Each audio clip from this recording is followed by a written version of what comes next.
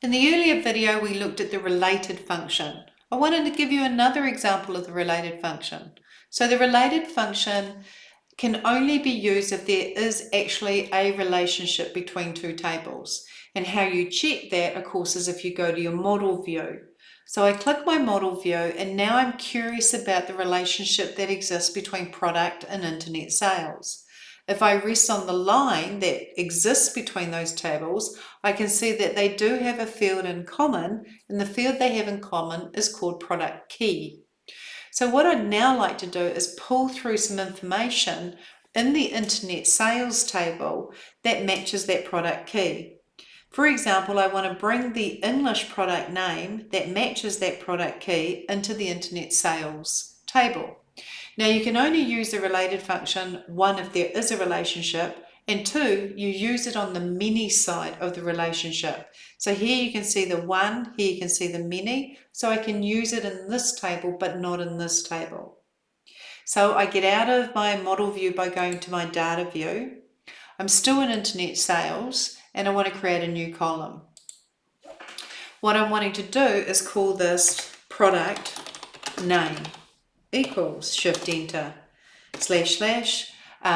this related function pulls the English product name from the products table into the internet sales based on product key, on the product key field.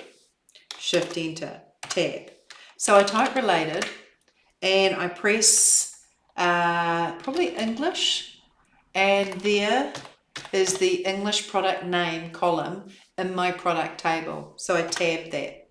I close my bracket, and when I press enter, I've effectively brought in the product name that goes with the product key column over here, 528, 528, 528, and that shows me that the product name that goes with 528 is a mountain tire tube, and so that's the product.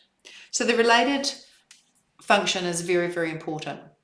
Now sometimes there's not an immediate relationship between two tables. Let's say I'm curious about whether temperature has an impact on our internet sales. Now, when I look at internet sales, and I'm going to go to my model view for this, when I look at internet sales and I look at temperature, there is no link between these two tables.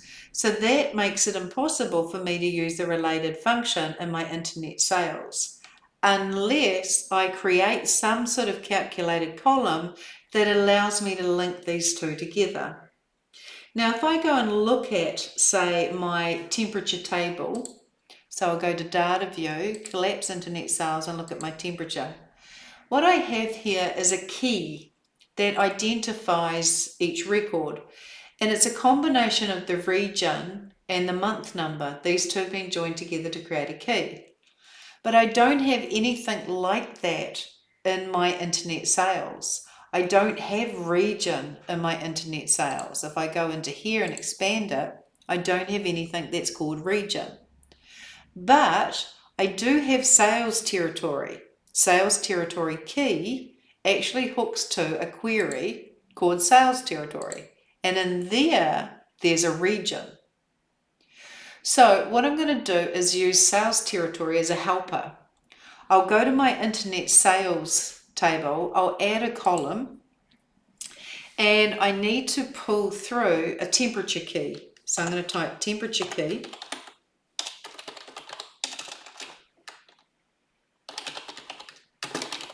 Equals, shift enter, related, and I want to grab the sales territory region, and there it is in my sales territory table. So I tab that, close the bracket, press enter. So now I have a region sitting inside of my internet sales, which is getting me closer to connecting this table with the temperature table. But this has to have a month number on the end of it. So I'm now going to use my ampersand, and join the territory with the month number. So I've got another related function. And what I want to do is I want to relate it to the date table and a field called month number of year. There is a month number and it's in my date table and it's independent of anything that's going to skew it. So it's like a lookup. So I'm going to click that and close my bracket. And so that is going to grab a month number from the date table, a region from the sales territory table, and create a single column called temperature key. Now I have something that I can link those two tables by. I'm now going to go into my data model. I now can see, if I scroll down, my temperature key. And I can drag that and drop it on my key field in my temperature table. And I've actually now created a relationship. Let me just move things so you can see that a little bit more clearly. I've now created a relationship between my temperature and my internet sales. And by creating that relationship between temperature key, which is a calculated column, and the key, I can now bring in temperatures into my internet sales table and start to ascertain if there's a relationship between sales and temperature. So let's do that. I'll go back to my data view. I'm in my internet sales. I create a new column. I can now say average temperature or average temp equals shift enter / shows the average temperature from the temperature table based on the temperature key in this table and the relationship. All right, so shift enter, tab, related. And what I want to see is tab, average temperature.